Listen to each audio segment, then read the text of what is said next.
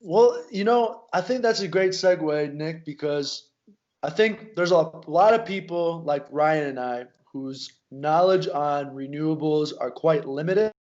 Mm. Like we all kind of know it's a good thing, but like our knowledge on it is kind of limited. So I guess it'd be a good starting point or a good foundation to kind of establish like what are renewable energies, like what are some examples of that, Yeah, and like why are they a good thing? great question. So the simplest way that I can put it, while also not being simple at all, because that's how I tend to be, guys. Fair warning. I think of things in such great depth, but it's all the same concept. So when it comes to renewable energy, it's really just anything that is within the biosphere of the planet and gets replenished over the course of, 40 to 60 years at most. In most cases, it's like a plant regrows over the course of a year, et cetera, et cetera. So plant matter is the it's within the atmospheric conditions that our planet exists right now in. So the reason why fossil fuels isn't so great in comparison to renewable resources, which can include biomass, can include wind, water, and of course solar, those don't actually introduce old carbon like fossil fuels does. So dead plant and animal matter from 756 million years ago or something like that. That's the youngest fossil fuels is almost a billion years ago, and we use it because it's a really dense source of energy. So it's obviously helped humanity expand at a rapid pace that is almost too fast, right? We've been producing so much that now our planet's kind of spinning off its axis in a way, and we're polluting the oceans. Oh my gosh, we're tearing up our soil and depleting our entire ability to stay on top of agriculture for the long haul.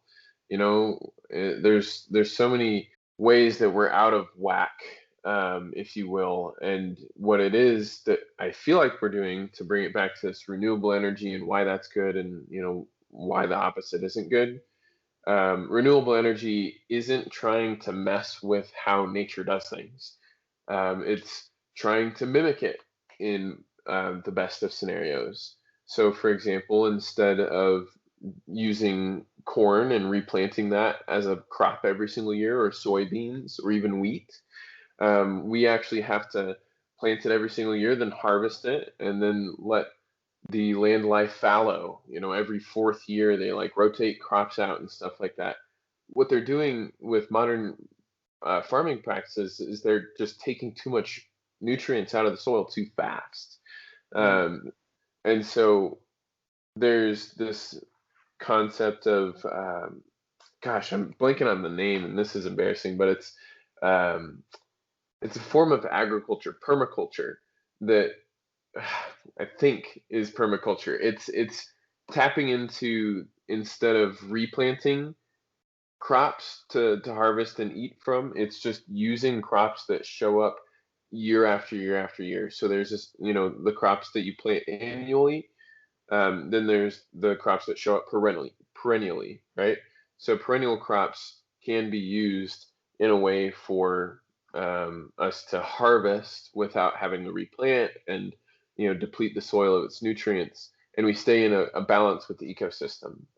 It's hard to do. It's very hard to do, especially because there's places like Phoenix, Arizona. They don't have there's so many people there, but they don't have like the ability to feed themselves from crops just outside of the city, right? They have to import stuff from across the country just to survive. And so we're kind of stretching nature's ability to handle things and perform things like that, just left and right. And so being aware of that is the first step, right? So that's something we all need to do, is learn about it, but meet that with not a pessimism but an optimism, because knowing it allows you to actually do something. I'd rather go down swinging on something where I'm not able to make a difference, but I believe in it, versus believing in something and choosing not to do it because I'm not going to make a difference and everything falls apart. And I've got nobody to blame but someone else. No, I can only blame myself. So I don't know. Learn about this stuff. Try to do something about it as best you can. And I've got a lot of things to say about how there are things to do when you learn these things, not just to wallow in misery. So that's a lot. Did I make even a little bit of sense? You made a Even lot. okay, good. We're I'm not gonna grab a book. 1 second. Keep talking. we're not that far off of the research. Just as specific. I feel like far gone. I appreciated the way you described it at first. I haven't actually quite heard renewables described in that way, and I really like the way that you kind of phrased that.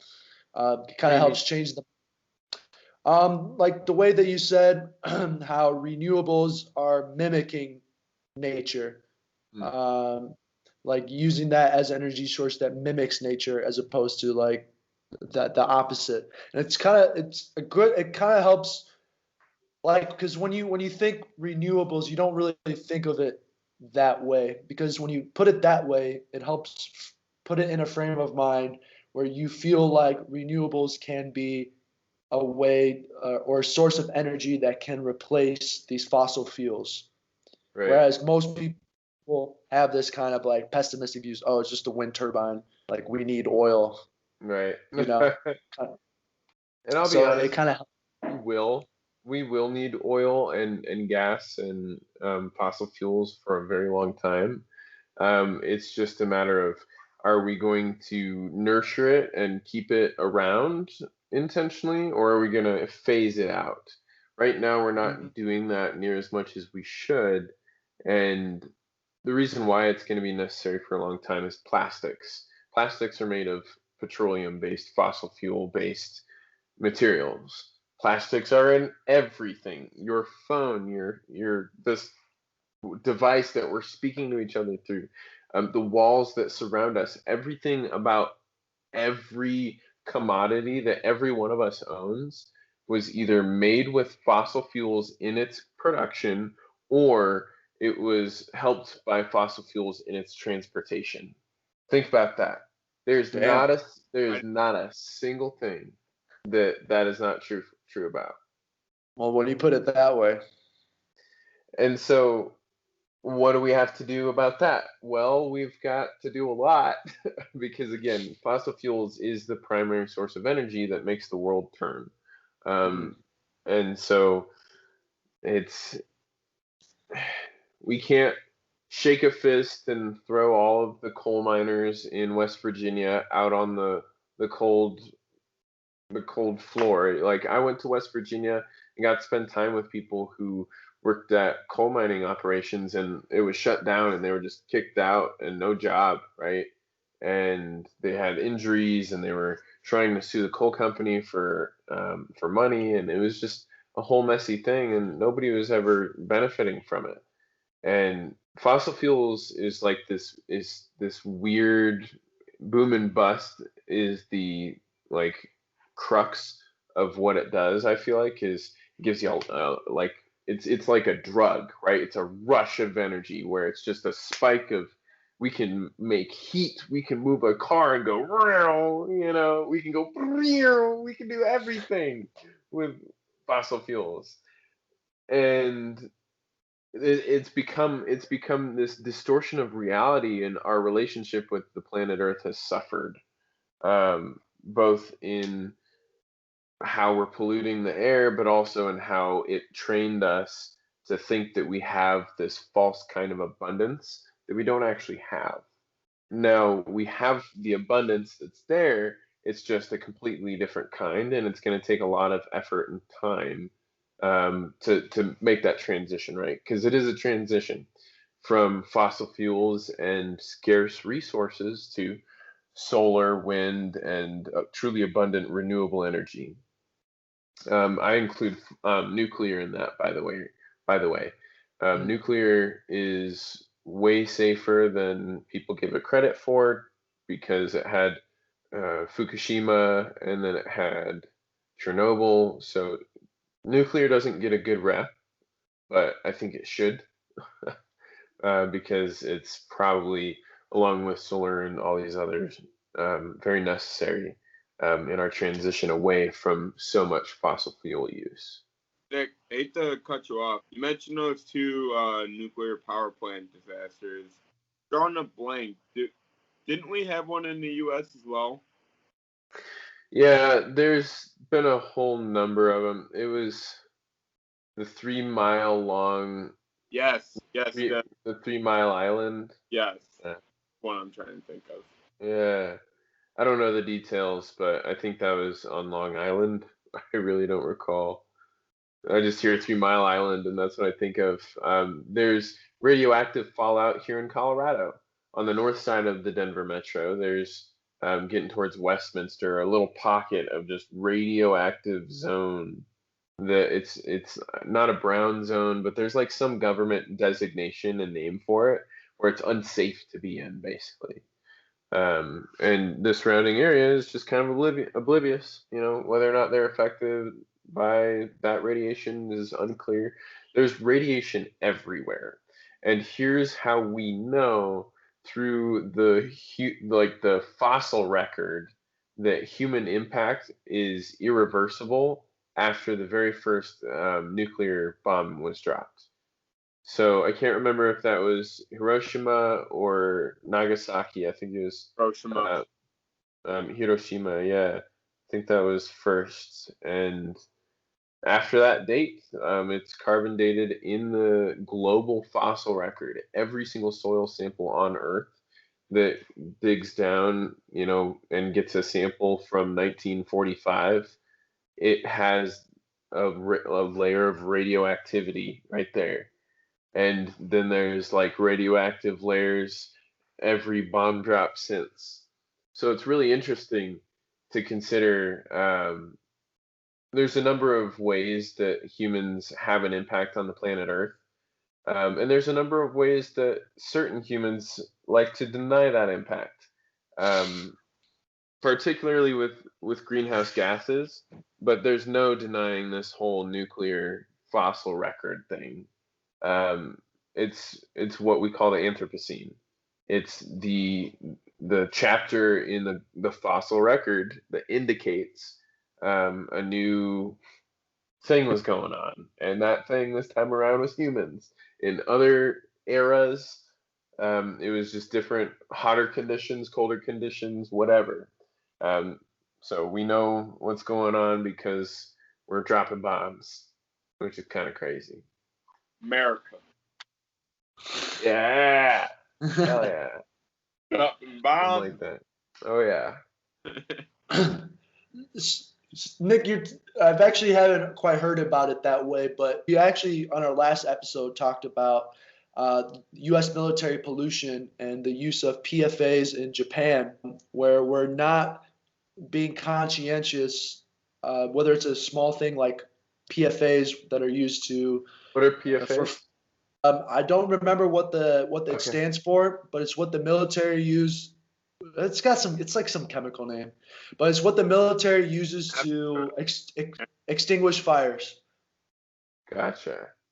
And it's very harmful to troops. It leaked into rivers in Japan from Marine bases and U.S. military bases and even naval bases. Yeah. But it goes back to this point that you're saying, is that when it comes to the environment, we always have this very short-term, narrow-minded focus about it.